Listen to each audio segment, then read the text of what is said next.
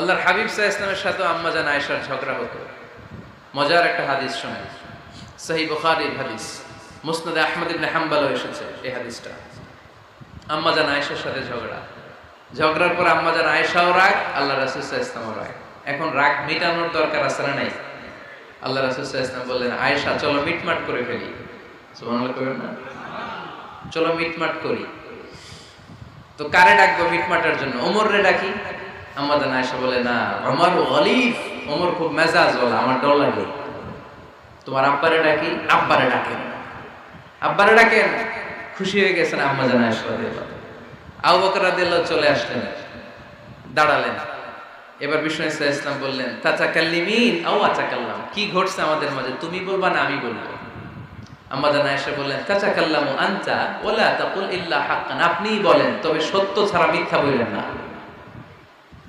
আবু বকর রাদিয়াল্লাহু তাআলা শুনে রেগে গেলেন, কি এ কেমন কথা তোমার? নবীকে উদ্দেশ্য করে তুমি বলছো সত্য ছাড়া মিথ্যা বলবেন না, নবী কখনো মিথ্যা বলবে নাকি? রেগে মেয়ের গায়ে মেরেছে এক চড়। চোর খেয়ে আম্মা জান আয়েশা উল্টে পড়ে গেলেন। সাইয়েদনা আবু বকর রাদিয়াল্লাহু তাআলা রেগে গড়গড় করতে লাগলেন, আবার মারার জন্য উদ্যত হলেন। আম্মা জান আয়েশা রাদিয়াল্লাহু তাআলা বাঁচার জন্য এবার বিশ্বনবীর পিছনে যে আশ্রয় নিলেন। সুবহানাল্লাহ বলবেন না? বিশ্বনবী সাইয়েদনা আবু বকরের সামনে দুই হাত মেলে ভেবে দাঁড়িয়ে গেলেন। আল্লাহর হাবিব যখন আম্মা জান আয়েশাকে বাঁচানোর জন্য দুই হাত উঁচু করে দাঁড়িয়ে গেলেন, সাইয়েদনা আবু বকর থেমে গেলেন। সাইয়েদনা আবু বকর এই পরিস্থিতি দেখে ঘর থেকে বের হয়ে ঘরের বাইরে দাঁড়ালেন। এবার আল্লাহর রাসূল সাল্লাল্লাহু আলাইহি ওয়াসাল্লাম আম্মা জান আয়েশাকে তুললেন, বললেন, ইয়া আয়েশা কাইফা রাআইতিনি আনকাসতুকি মিনার রাজুল, দেখলা নাকি কেমন করে আমি তোমার বাবার হাত থেকে তোমারে বাঁচালাম? আজকে আমি যদি সামনে দাঁড়িয়ে না বাঁচাতাম, তোমার বাবা তোমারে একেবারে মেরেই ফেলতো। সুবহানাল্লাহ পড়েন। দেখছো আয়েশা, আমি বাঁচাইলাম তোমারে, আমার সাথে ঝগড়া করো, আমি বাঁচাইলাম। এই কথা শুনে আম্মা জান আয়েশা রাদিয়াল্লাহু তাআলা লজ্জায় পড়ে হেসে দিলেন। সুবহানাল্লাহ পড়বেন না? এত আস্তে সুবহানাল্লাহ। লজ্জায় হেসে দিলেন। বিষ্ণু ঈসা ইসলাম এবার হেসে দিলেন। দুইজনের হাসাহাসি শুনে বাইরে থেকে আবু বকর রাদিয়াল্লাহু তাআলা আনহু হাসির আওয়াজ শুনে অবাক, কি রে এতক্ষণ যুদ্ধ এখন আবার হাসি? কেন হাসে দেখার জন্য সাইয়েদনা আবু বকর রাদিয়াল্লাহু তাআলা আনহু ঘরের ভেতরে ঢুকলেন। ঢুকে দেখেন আম্মা জান আয়েশাও হাসে, বিশ্বনবীও হাসে, সাইয়েদনা আবু বকর হেসে দিলেন। আরশের উপর থেকে খুশি হয়ে গেলেন কে?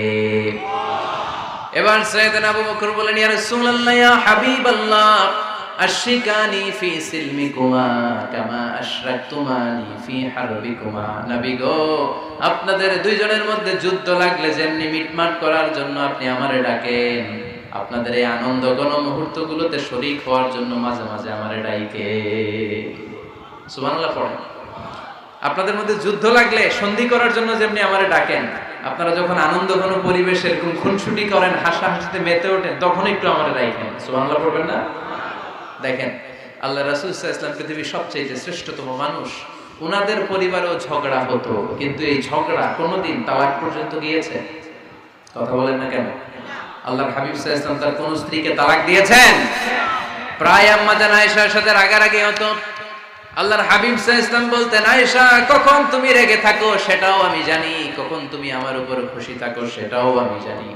ইয়া আয়েশা ইন্নী লা আ'লামু ইযা কুনতি আন্নী রাদিয়া ওয়া ইযা কুনতি আলাইয়া গাদবা। আয়েশা কখন রেগে থাকো তাও বুঝি, কখন খুশি থাকো তাও বুঝি।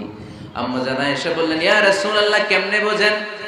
বিশ্বনবী বললেন, তোমার দোয়ার বাক্যগুলো শুনো বুঝি। যখন তুমি আমার উপরে খুশি থাকো তখন দোয়ার সময় তুমি এভাবে বলো, রব্বি মুহাম্মদ, ও মুহাম্মাদের রব, আপনি আমাদের সব গুনাহ মাফ করে দেন। আর যখন তুমি আমার উপর রেগে থাকো তখন তুমি মুনাজাতের সময় বলো, রব্বি ইব্রাহিম, ইব্রাহিমের রব, আপনি আমাদেরকে ক্ষমা করে দেন। তার মানে যখন তুমি রেগে থাকো তখন দোয়ার সময় আমার নামটা মুখে নিতে চাও না। সুবহানাল্লাহ পড়েন। তখন তুমি দোয়ার সময় অন্য নবীর নাম নাও। আম্মা জান আয়েশা বললেন, ইয়া রাসূলুল্লাহ, মা আহাজুরু ইল্লা ইসমাক, আমি তো শুধু নামটাই সরাই, আমার মুখ থেকে কেবল আপনার নামটাই সরায় রাখি, আমার হৃদয় থেকে কখনো আপনারে সরাতে পারি না। আমার হৃদয় জুড়ে আপনি, মা আহাজুরু ইল্লা ইসমাক, নবী হে, আমি শুধু দোয়ার সময় রাগের মাথায় আপনার নামটা বাদ দেই, হৃদয় থেকে তো আপনারে বাদ দিতে পারি না। সুবহানাল্লাহ বলবেন না? তার মানে নবীদের ফ্যামিলি তো ঝগড়া এগুলো হতো, কিন্তু এটা তালাক পর্যন্ত গড়াতো না, ঠিক কিনা? তাহলে এখন থেকে আমাদের এই স্লোগান নিতে হবে যে ঝগড়া করলেও আমরা ডিভোর্সের দিকে যাব না। পারা যাবে? আর একজন রেগে গেলে আরেকজনকে চুপ থাকতে হবে। ভাবি রেগে গেলে আপনি চুপ, পারবেন? পারবেন না? ইনশাআল্লাহ। এই যারা বিয়ে করে না এরা ইনশাআল্লাহ, আর বাকিরা চুপচাপ। আওয়াজ করে পড়েন না ইনশাআল্লাহ। তাহলে প্রথমে স্যাক্রিফাইস, তারপর ঝগড়া করা যাবে না। 3 নাম্বার, দাম্পত্য জীবনের কোনো গোপন কথা অন্যের কাছে শেয়ার করা যাবে না। হাদিসে এসেছে, এটাকে বলা হয়েছে আযমুল আমানা, এটা সবচেয়ে বড় আমানত। যারা দাম্পত্য জীবনের একান্ত বিষয় কারোর সাথে শেয়ার করে তারা সবচেয়ে বড় কবিরা গুনাহ করে। আশারুন নাস বলেছেন বিশ্বনবী এদেরকে, সবচেয়ে নিকৃষ্ট মানুষ। ইয়াউমাল কিয়ামাতি মানজিলাতান, আল্লাহর কাছে কিয়ামতের দিন সবচাইতে নিকৃষ্ট হয়ে দাঁড়াবে ওই দম্পতি, ওই নারী কিংবা ওই পুরুষ। তুফদি ইলা যাওজিহি ওয়া ইউফদি ইলা যাওজিহা সুম্মা ইউনশিরু সিররাহা, তারা একান্ত সময়ে ফিজিক্যাল ইন্টিমেসিতে যা করে এটা পরে মানুষের কাছে বলে বেড়ায়। এরকম আছে না নাই? খবরদার, এটা বড় কবিরা গুনাহ। অনেক বোনরা একসাথে হলে দাম্পত্য জীবনের বিভিন্ন গোপন বিষয় নিয়ে কথা বলে, আছে না নাই? অনেক পুরুষরা একে অপরের সাথে, বন্ধুদের সাথে বিভিন্ন বিষয় নিয়ে শেয়ার করে, এটা এমন ওইটা এমন, এগুলো বলা যাবে? আসিবাউ হারাম। দাম্পত্য জীবনের সব বিষয়, স্বামীর সব বিষয় স্ত্রীর কাছে আমানত, স্ত্রীর সব বিষয় স্বামীর কাছে আমানত রেখেছে কে? দাম্পত্য জীবনের এই প্রাইভেট লাইফের কোনো কিছু কিয়ামত পর্যন্ত অন্যের কাছে প্রকাশ করাকে হারাম ঘোষণা করে দিয়েছে কে? এজন্য খবরদার আমার বোনেরা, একসাথে মহিলারা হলে পেটের কথা পিঠের কথা সব বের করে দেয়, আসরা নাই? কিছু থাকে না, সব বের হয়ে যায়। খবরদার, সব বললেও দাম্পত্য জীবনের কোনো কথা শেয়ার করা যাবে? আমার ভাইয়েরা খবরদার, আপনাদের দাম্পত্য জীবনের কোনো কথা আপনার বন্ধুর সাথে শেয়ার করতে পারবেন না। এগুলো ফ্যামিলি শান্তি নষ্ট করে, দাম্পত্য জীবনের সুখকে নষ্ট করে। তাহলে 3 নাম্বার, প্রাইভেসি বজায় রাখবেন, এটা দুজনেরই দায়িত্ব। 4 নাম্বার, অহেতুক সন্দেহ পরিহার করি।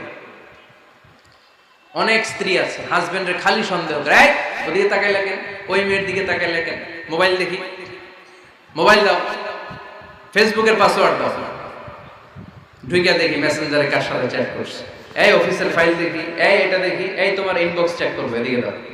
আছে না নাই? এই সন্দেহ ঘরটারে জাহান্নামের টুকরা বানিয়ে ছেড়েছে। অহেতুক সন্দেহ করবেন না।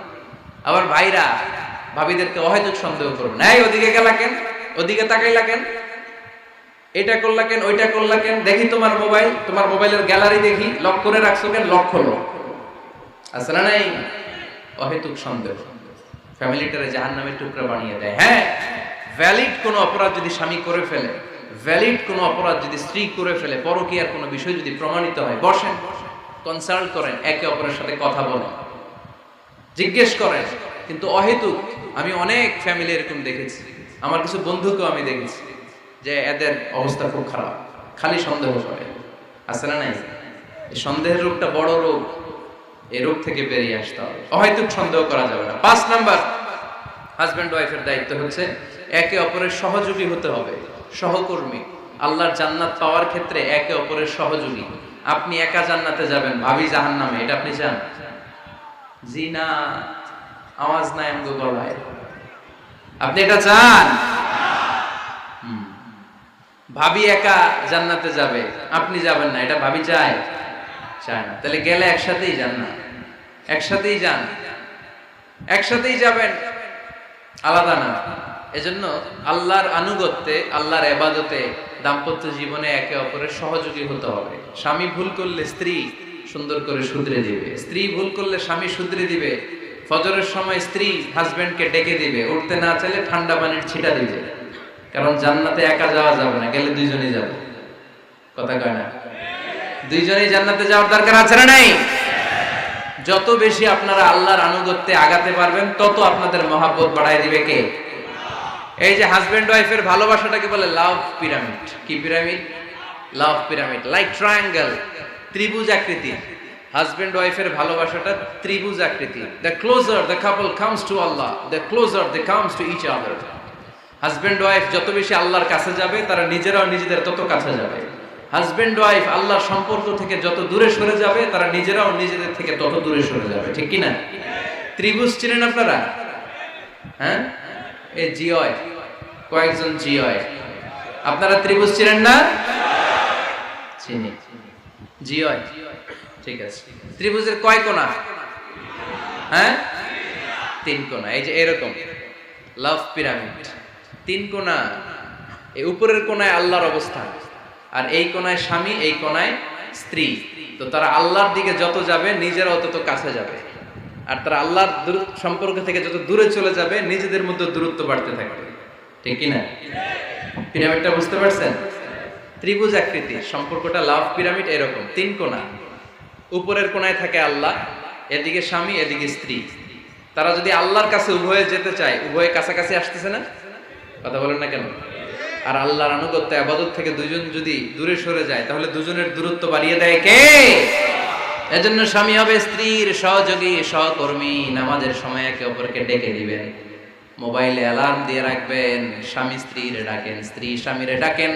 স্বামী স্ত্রীকে কোরআন তেলাওয়াত শোনাবেন, স্ত্রী স্বামীরে কোরআন তেলাওয়াত শোনাবেন। ফ্যামিলিটারে জান্নাতি ফ্যামিলি বানায় দিবে কে? তাহলে 5টার দায়িত্ব কালেকটিভ রেসপন্সিবিলিটি, স্বামীর উপরও বর্তায়, স্ত্রীর উপরও বর্তায়। এগুলো মেনে চললে দাম্পত্য জীবন সুখকর করে দিবে কে? মনোযোগ আছে? কষ্ট হচ্ছে? এবার আমরা হাজবেন্ডের দায়িত্ব শুনব। হাজবেন্ডের প্রথম দায়িত্ব হচ্ছে, হাজবেন্ড হচ্ছে caretaker of the family, in charge, protector. আর রিজালু কাওয়ামুনা আলান নিসা। আল্লাহ বললেন স্বামী হলো তার স্ত্রীর ইনচার্জ, প্রোটেক্টর। স্ত্রীকে সুরক্ষা দিবে, স্ত্রীকে টেক কেয়ার করবে, স্ত্রীর দায়িত্বে থাকবে। এই দাম্পত্য জীবনের দুইজনের সংসারকে, সংসারের মধ্যে স্বামীকে দায়িত্বশীল বানিয়েছে কে? পুরুষ দায়িত্বশীল। পুরুষ কখনো নারীর ক্ষতি করে না, সুপুরুষ নারীর ক্ষতি করে না, ঠিক কিনা? গোটা পুরুষ সমাজ নারী সমাজের সুরক্ষা দিবে। যেগুলো নারীকে একান্তে পেলে রেপ করে, যে ঢাকা বিশ্ববিদ্যালয়ে একটা রেপের ঘটনা ঘটছে না, যে বেয়াদবটা এই কাজ করেছে, এটা কি পুরুষ না কুপুরুষ? এটা কি সুপুরুষ না কুপুরুষ?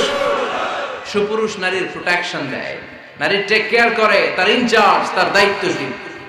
দাম্পত্য জীবনে অর্থনৈতিক যত দায় দায়িত্ব আছে সব আল্লাহ